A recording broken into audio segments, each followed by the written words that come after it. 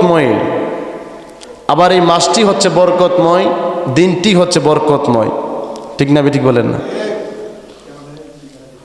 তো মহান আল্লাহ পাক কোরআনুল কারীমের মধ্যে লাইলাতুল মুবারাকা নামে, লাইলাতুল মুবারাকা নামে মহান আল্লাহ পাক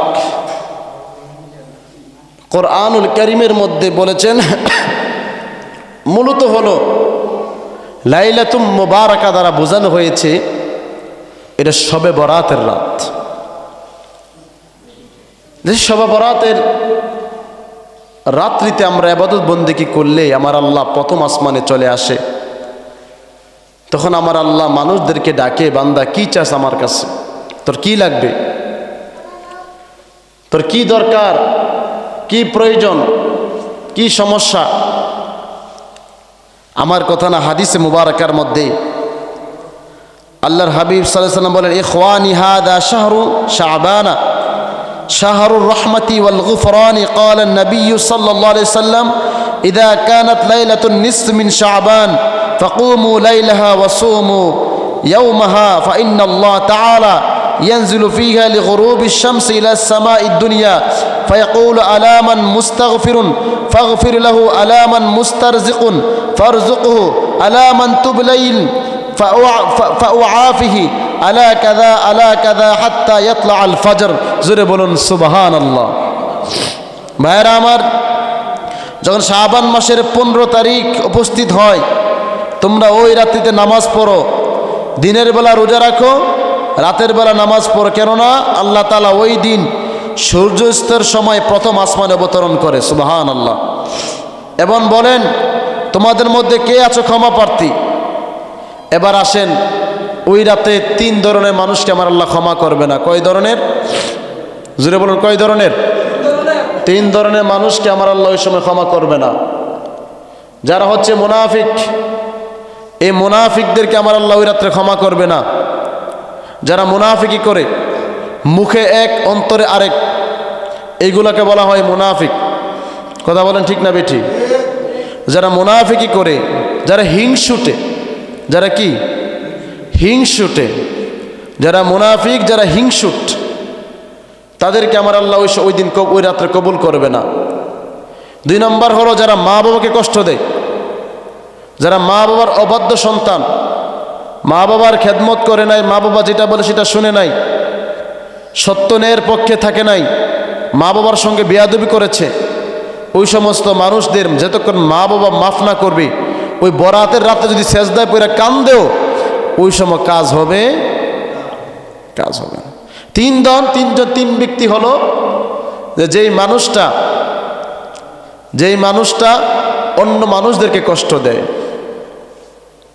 যে মানুষটা অন্য মানুষদেরকে কষ্ট দেয়, ওই কষ্টওয়ালা, কষ্ট দেওয়া লোক, কষ্ট দেওয়া মানুষটা যে অন্য লোকটাকে কষ্ট দিল, সে যদি মাফ না করে ততক্ষণ পর্যন্ত আল্লাহ তার সেজদা দিয়ে পড়ে থাকতে পারবে, কিন্তু কাজে আসবে না। অনেকে অনেকভাবে গুনাহ করেন, অনেকে বুঝে না। অনেকে আমার কাছে বলছে, হুজুর আমরা ছোটবেলা ওইতে মানুষের কাছে ডাব খাই লিছি, অথবা জাম্বুরা খেয়ে ফেলছি, অথচ মনে করেন আম খেয়ে ফেলেছি, বড়ই খেয়ে ফেলেছি, এখন কি করব? তখন আমি বলছি, একদিন তোমাদেরকে তারা শিকার গেছে, আলহামদুলিল্লাহ বলেন না, তারা সবার কাছ থেকে একদিন মাফ চাইবে, সবার কাছে। তো তাদের এমন মানুষের হয়, অনেকে বুঝে না, আবার বুঝছে যে আল্লাহ যে কঠিন বিচারের সম্মুখে দাঁড়াতে হবে, এখন খেয়াল নাই কার কাছ থেকে আইছে, এখন খেয়াল নাই। তো অনেকেই বা অনেকভাবে এ চিন্তা ধারণা, অনেকে বুঝে নাই। তো না বুঝলে তো আল্লাহ ক্ষমাশীল, ঠিক না বেঠিক বলেন না? না বুঝে যদি কি গুনাহ করে, আল্লাহ কি মাফ করে না? করবে। আর যদি বুঝছেও যদি বারবার জিনিসটা করেন, তো তামসা হয়ে যায়। কি হয়ে যায়? তামসা হয়ে যায়। তো আল্লাহর সঙ্গে কি মস্কারা করা যায়? বলেন, মস্কারা করা যায়? যায় না। তো আল্লাহ পাক রব্বুল আলামিন যদি বুঝার পরে যে মানুষটা গুনাহ করে, একটা মানুষ কমপক্ষে 7 বছর থেকে 8-9 বছর পর্যন্ত তার আমলনামায় গুনাহ লেখা হয় না।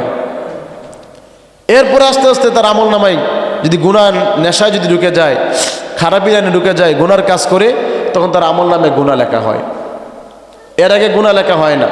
তাহলে বোঝা গেল যে মানুষ যখন বুঝবে, বুঝার পরে যদি গুনাহ করে এটা মহাপাপ হয়ে যায়, এটা আমার আল্লাহ অতি সহজে ক্ষমা করবে না। আর বান্দার হক যেগুলো, এইগুলো যদি খেয়ে ফেলেন তা বান্দা মাফ না করা পর্যন্ত আল্লাহ মাফ করবে না। তো আপনি যদি ওই সবরতরাতে যদি নামাজ পড়তে পড়তে জীবন শেষ করে লাভ, কোনো কাজে আসবে? তো হিংসুট যারা নিজের তাকাব্বুরি মনে করে, তাকাব্বুরি, আমি বড়, হামসে বড় কোন হে, আমি সব, এ মসজিদের সব আমি, ইডে লাইতে সব ভেঙে ফেলবো, আমি সব কিছু এলাকার সব, আমি সব কিছু, হ্যাঁ মুরব্বীর কাছে হেরা এখনো হেডাম শেষ হয়েছে না। কথা ঠিক না ঠিক? হামসে বড় কোন, আমার থেকে বড় কে আছে? তোমার মালাকুল মৌত আছে, তোমার রুহটা নিবে তোমার মতন, এক সেকেন্ড তোমার কোনো দাম নাই।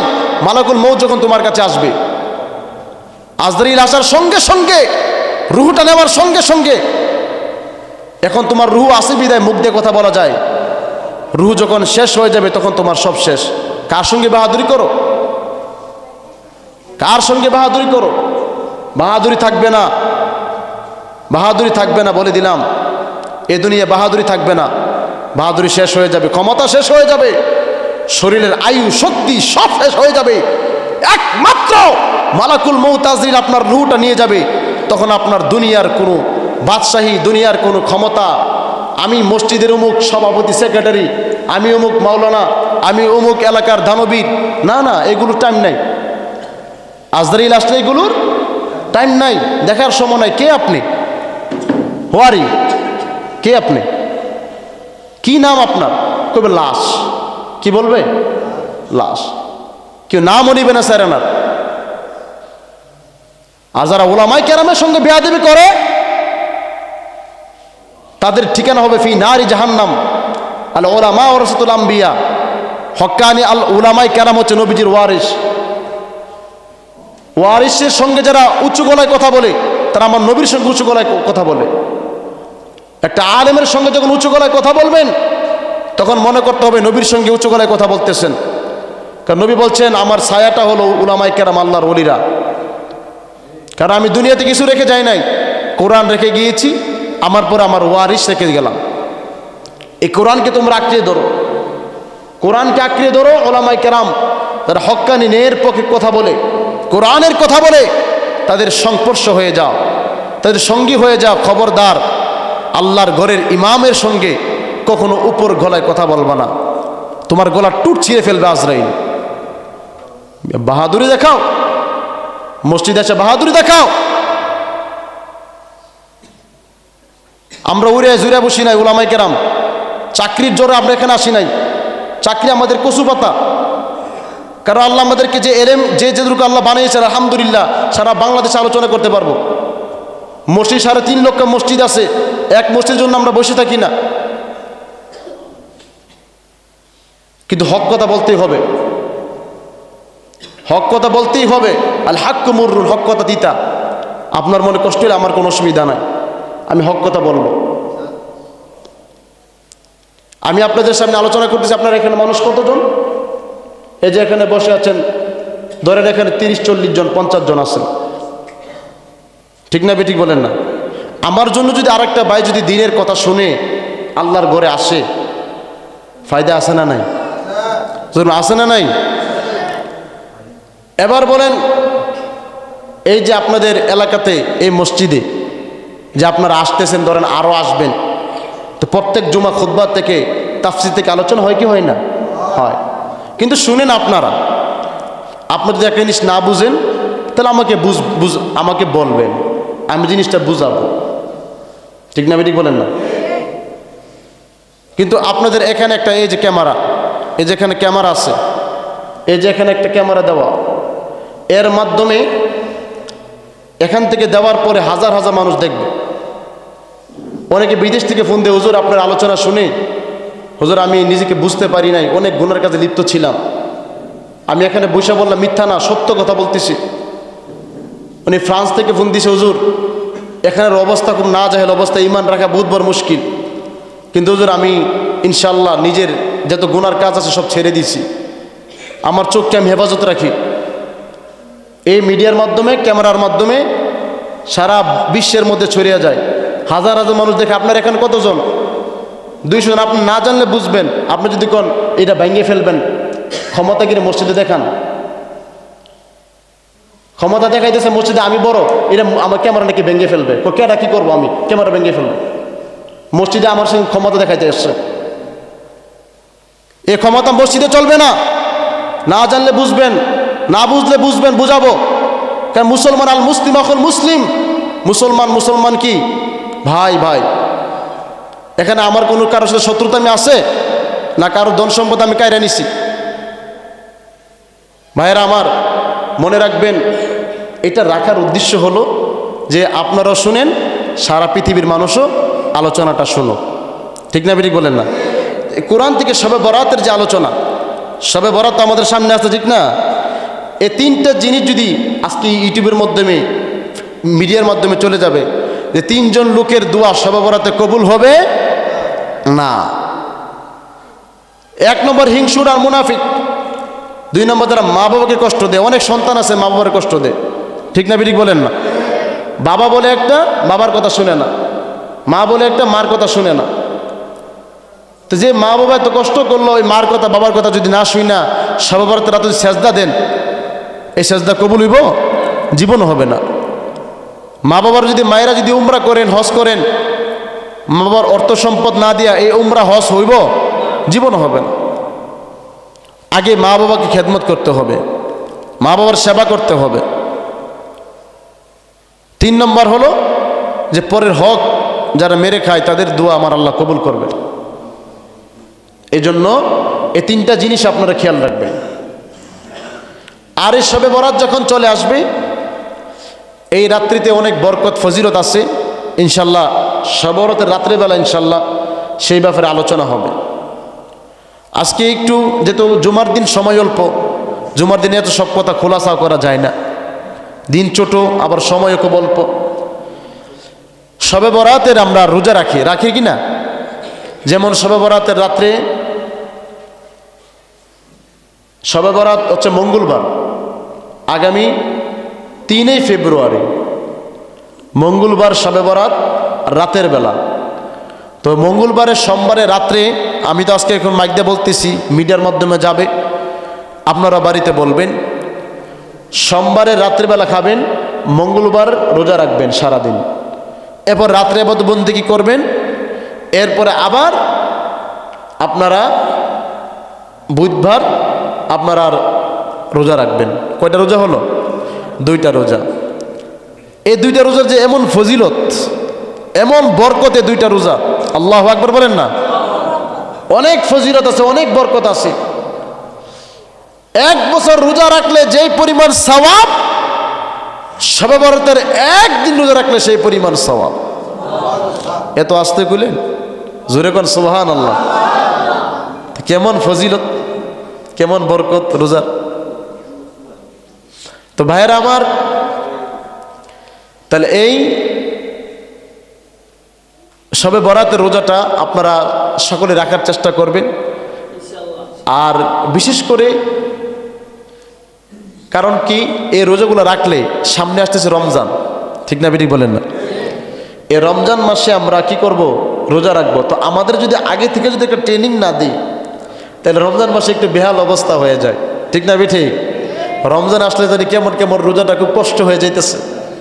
কিন্তু যখন আপনি রোজা রাখবেন, 1-2টা রোজা, 3-4টা রোজা রেখে ফেলবেন, তখন আসলেন না, ঠিক আছে কদিন আগে তো আমি রোজা রাখছি, অভ্যস্ত হয়ে যাবেন। রমজান মাসে রোজার ব্যাপারে এই সপ্তাহে আলোচনা করবো না, আগামী সপ্তাহে ইনশাল্লাহ অনেক মাসলা মাসাইল আছে, ওইগুলো আপনাদেরকে নিয়ে আমি কথা বলবো। কেন এখন আলোচনা করি না, এটা ক্লাসের সময়। এখানে 2টা কথা বললে আমল করার সময়। এখান থেকে কথা হচ্ছে যে কথাগুলো অজানা, সে কথাগুলো আমাদের জানা দরকার, ঠিক না বেঠিক বলেন না? এখানে সুর দিলে আপনারা অথবা সুর দিয়ে শুনতে থাকবেন, মজা পাইবেন, কিন্তু ওই কি বললাম এটা মনে থাকবে না। এই জন্য এই মিডিয়া, ক্যামেরা, এখান থেকে আমি বললাম, আপনারা শুনলেন, পাশাপাশি আরও অনেক মা বোনেরাও মোবাইলের মাধ্যমে, অনেক ছেলেরা মোবাইলের মাধ্যমে জানতে পারলো। অনেকে আমার আজকে ফোন দিছে, হুজুর শবে বরাত কী বারে? আজকে যে আমি বলে ফেললাম শবে বরাত মঙ্গলবারে, সবাই দেখবে না? অনেক মোবাইলে চলে যাবে, ইউটিউবে চলে যাবে, বুঝতে পারবে আগামী মঙ্গলবার শবে বরাত সোমবার রোজা রাখতে হবে। এটা শুধু আপনারা জানলেন না, সারা বাংলাদেশ জানতে পারলো। ঠিক না বেঠিক বলেন না? তা অনেক হুজুরও ফোন দিছে, হুজুর শবে বরাতটা জানি কী বারে? আমি বলছি আপনি ক্যালেন্ডার দেখেন না, মঙ্গলবার শবে বরাত। সুবহানাল্লাহ বলেন না? তো লাইলাতুন নিসফি মিন শাবান এমন একটা রাত আমার আল্লাহ দিয়েছেন, যে রাত্রের মধ্যে আমার আল্লাহ প্রথম আসমানে এসে বলে, বান্দা তোমার কি দরকার? তোমার কি দ্বন্দ্ব দৌলত দরকার? তোমার কি রিজিক দরকার? তোমার কি অর্থ সম্পদ দরকার? তোমার কি ইজ্জত দরকার? বান্দা তোমার কি দরকার? আসো, তুমি আমার কাছে চলে আসো। সবার দরজা যখন বন্ধ হয়ে যায় তখন আমার মাওলার দরজা খুলে দেয়। সুবহানাল্লাহ। আল্লাহ কয় আসো। তুই কি পরীক্ষায় ফেল করস? আসো। তুমি কি কোন ক্লাসে পড়ো? আসো। তোমার মাথার ব্রেন দরকার? আসো। তোমার লেখাপড়া উন্নতি দরকার? আসো। তোমার কি রিজিক দরকার? আসো। আমার আল্লাহ ওই দিন রাতে মানুষের ভাগ্য নির্ধারণ করে। সুবহানাল্লাহ। তাহলে ওই দিন রাতটা কেমন বরকত, কেমন ফজিলত! আল্লাহু আকবার, আল্লাহু আকবার। এই জন্য বাবাজিরা আমার, আল্লাহ পাক রব্বুল আলামিন বলছে, তোমরা বেশি বেশি আমি আল্লাহকে ডাকো। ফাসআলু আহলা যিকরি ইন কুনতুম তা'লামুন। তুমি আমি আল্লাহর বেশি বেশি আল্লাহ জিকির করো, আমি আল্লাহকে ডাকো। তো এই মাসটা আপনাকে এই শাবান মাসটা আল্লাহ আমাদেরকে দিয়েছে জিকির ফিকির করার জন্য। আমার নবীর মাস। আর রজব শাহরুল্লাহ, রজব মাস কার মাস? আল্লাহর মাস। শাবান হচ্ছে নবীর মাস, আর রমজান মাস হলো উম্মতের মাস। তো উম্মতের মাসে, উম্মতের মাস তো রমজান মাস আসতেছে, ট্রেনিং সেন্টার 6 মাসের আর্মিতে ট্রেনিং দেওয়া লাগে, আর রমজান মাসে 1 মাস ট্রেনিং দিলে আমার আল্লাহ পুরা বছরের গুনাহ মাফ। এটা কার জন্য পাইছেন? সুবহানাল্লাহ বলেন না? অন্য অন্য নবীদের তো 200 বছর হায়াত পাইছে, 1000 বছর হায়াত পাইছে, 700 বছর হায়াত পাইছে। আর আপনার আব্বা, আমার আব্বা, আপনার আমি 60 বছর, 65 বছর, 70 বছর, 80 বছর, হাইস্টে গেলে 100 বছর জাগা আর কি।